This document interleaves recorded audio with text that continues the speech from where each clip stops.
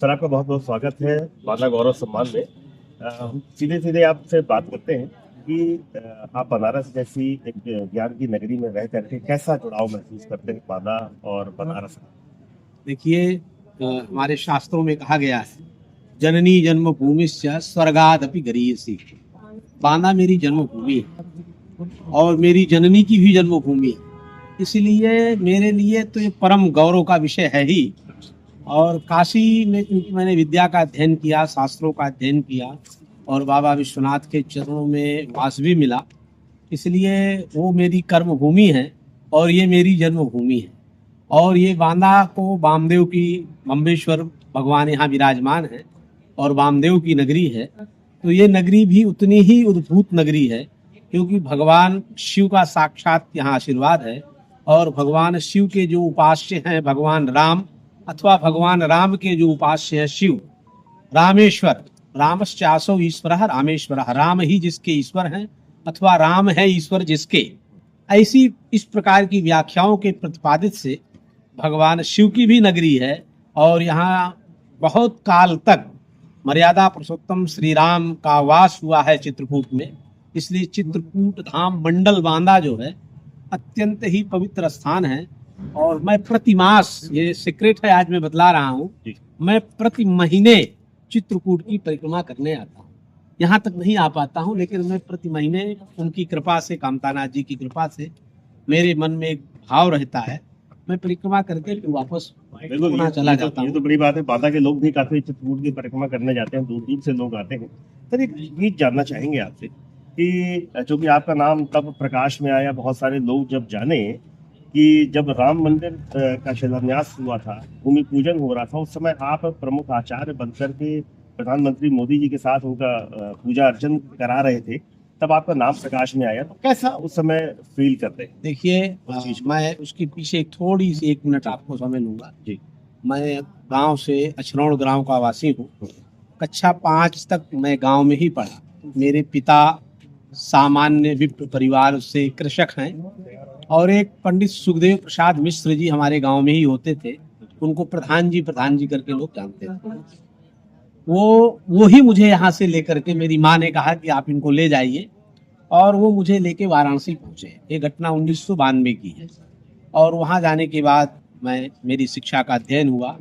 मेरे प्रथम अभिभावक के रूप में पंडित सुखदेव प्रसाद मिश्र, जिनको बाद में सुखदेवानंद तीर्थ के नाम से जाना जाने लगा, उन्होंने अदंड संन्यास लिया। और उनका एक ही संकेत था कि भैया मैं लाया हूँ, आप ऐसा पढ़ो कि जनपद में नाम हो जाए। उनको इस जनपद से बहुत लगाव था, क्योंकि यहीं के थे, यहाँ उन्होंने सारा जीवन अपना समर्पित किया। मैं जब अध्ययन करने लगा, अध्ययन करते करते आचार्य कक्षा में गया, और इसके बाद भगवत कृपा से मुझे जीविका के लिए कोई परेशान नहीं होना पड़ा। दरभंगा में मेरी सर्विस हो गई सेंट्रल में, फिर इसके बाद मैं दिल्ली में विश्वविद्यालय में चला गया, फिर काशी हिंदू विश्वविद्यालय में आ गया। एक बहुत बड़ी संस्था है श्री काशी विद्वत परिषद, जो छत्रपति शिवाजी महाराज का तिलक किया था, वो इसी काशी विद्वत परिषद के जो मेंबर थे गागा भट्ट, उन्होंने उनका राज तिलक किया था।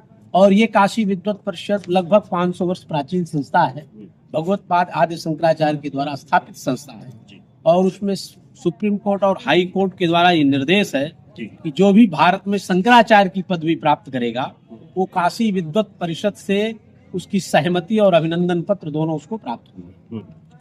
कुछ काल के बाद काशी के सम्मानित आचार्यों ने, गुरुजनों ने, मुझे नहीं मालूम क्या देखा, और मुझे श्री काशी विद्वत परिषद का राष्ट्रीय महामंत्री घोषित कर दिया। जब मैं राष्ट्रीय महामंत्री के रूप में काशी विद्वत परिषद के आया, तो मुझे तमाम तरह के दायित्वों का निर्वहन करना पड़ा। उसी क्रम में राम जन्मभूमि के मुहूर्त से लेकर के राम जन्मभूमि के पूजन तक की जो प्रक्रिया थी, आदरणीय चंपत राय जी और विश्व हिंदू परिषद में काशी विद्वत परिषद से संपर्क किया। मैं जनरल सेक्रेटरी होने के नाते मुझे सारी चीजें देनी पड़ी, और उस 5 अगस्त को उस कार्यक्रम में विद्वानों के सहित मैं भी साक्षी रूप में वहाँ उपस्थित हुआ और उस कार्यक्रम में सम्मिलित रहा। इसके बाद बाबा विश्वनाथ धाम का जितना भी आप कॉरिडोर का विकास देख रहे हैं, वो समस्त विकास काशी विद्वत परिषद की देखरेख में, मार्गदर्शन में, आदरणीय प्रधानमंत्री जी और श्रीमान योगी आदित्यनाथ जी महाराज के मार्गदर्शन में काशी विद्वत परिषद के ही देखरेख में सब संपन्न हुआ है। वहाँ जितनी भी चीजें लिखी हुई हैं, भित्तिकाओं पे श्लोक, चित्र, जितना भी आप मंदिरों क्या- के क्या परिवर्तन होना जो अभी चाहिए? देख रहे हैं सब काशी विद्वत परिषद के मार्गदर्शन में हुआ है। और उस संस्था के कारण मैं भी उसमें कुछ योगदान होने के कारण बिल्कुल। मैं अपने को गर्वान्वित महसूस करता हूँ। और सबसे ज्यादा गर्व मुझे जरूर मैं फिर कहूँगा इस जनपद के युवा साथियों को और यहाँ के आयोजक मंडल को कि जब मैं ये कार्यक्रम को सुना और मुझे मालूम पड़ा कि बांदा गौरव सम्मान के नाम से कुछ जो यहाँ की लोगों का योगदान है उनको बुलाया जा रहा है और बांदा के हमारे प्रतिष्ठित लोगों ने ऐसा मिलकर के एक योजना बनाई है, तो मैं आयोजक बंधुओं को सबसे पहले धन्यवाद दूंगा कि उनके मन में एक ऐसी चिंतन, एक ऐसी बात आई कि इस जनपद में अच्छे अच्छे यशस्वी लोग बाहर बाहर जनपदों में काम कर रहे हैं, राष्ट्र में काम कर रहे हैं, राष्ट्रीय चेतना और आध्यात्मिक चेतना के संचार के लिए काम कर रहे हैं, लेकिन हम एक दूसरे से परिचित नहीं। कुछ लोग परिचित हैं, कुछ लोग परिचित नहीं है। तो इस तरह के आयोजनों में हम सब एक दूसरे से परिचित भी होंगे, एक दूसरे के लिए प्रेरणा स्रोत होंगे, एक दूसरे की संस्कृति को साझा करके जनपद के बच्चों के लिए अगर हम कुछ एकेडमिक कर सकते हैं, कुछ सांस्कृतिक कर सकते हैं, कुछ आध्यात्मिक कर सकते हैं तो हम करेंगे। जी, बिल्कुल बिल्कुल। आपने चूंकि चेतना की बात की है, तो जैसे आजकल आप युवाओं में देख रहे हैं, आप चूंकि भारतीय संस्कृति के वाहक हैं, एक बहुत महत्वपूर्ण काम कर रहे हैं, तो यहाँ के युवाओं में जो नैतिकता की कमी आती जा रही है, आध्यात्मिक चेतना उनके अंदर कम है, इसको किस रूप में देखेंगे, क्या संदेश देना चाहेंगे युवाओं? निश्चित मैं यहाँ के युवाओं को एक संदेश क्या, मैं उनसे एक आग्रह करूंगा, निवेदन करूंगा। सबसे पहले माता पिता से निवेदन करूंगा, गलती मूल में है तब ये सारी गलती दिखलाई दे रही है। हमारा बच्चा जब जन्म लेता है और जैसे वो 5 वर्ष का होता है तो हमारे यहाँ आया है लालेत पंचवर्षाणी ताड़ेत 10 वर्षाणी षोडशे प्राप्तेतु पिता पुत्रम मित्रयु आचरेत। 16 साल का बच्चा हो जाए तो उसके साथ मित्रता का आचरण करना चाहिए, लेकिन इसके पहले हमें माता और पिता को उसका संस्कार देना चाहिए। हम कितने माता पिता ऐसे हैं जो अपने बच्चों को प्रातः काल उठने के बाद ये कहते हैं कि उठो, कराग्रे वस्ते लक्ष्मी कर मध्य सरस्वती करो, पादस्पर्श धरती को करो, धरती को प्रणाम करो, बड़ों का आदर करो, माता पिता को प्रणाम करो। हम खुद भी नहीं सिखाते, अगर वो कहता है अपने चाचा को प्रणाम करें, तुमने उसको क्यों प्रणाम किया?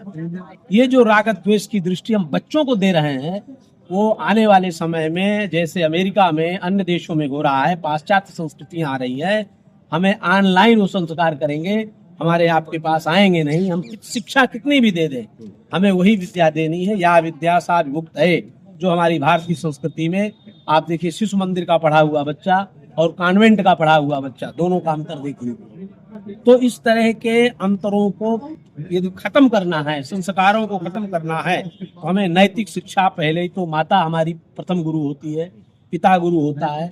आप समझिए वो संस्कार कहाँ चले गए? जब एक गांव की कन्या का विवाह होता था तो पूरा गांव रोता था, पूरा गांव, और उस गांव में जब कोई एंट्री करता था तो कहता था कि इस गांव में मेरा विवाह है। पूरे गांव का वो जीजा होता था और वो लड़का पूरे गांव का भांजा होता था।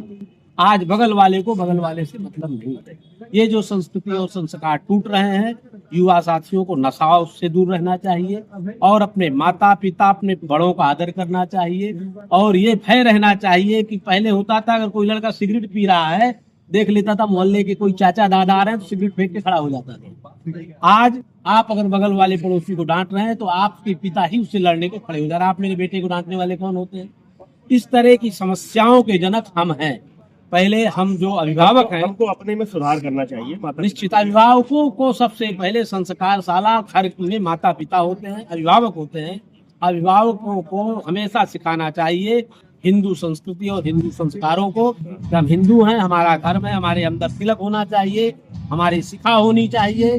हमें आसपास का कोई भी ग्राम का, मोहल्ले का मंदिर है, वहां जाना चाहिए। ग्राम की बहन बेटी हमारी बहन बेटी है, ये भावना होनी चाहिए।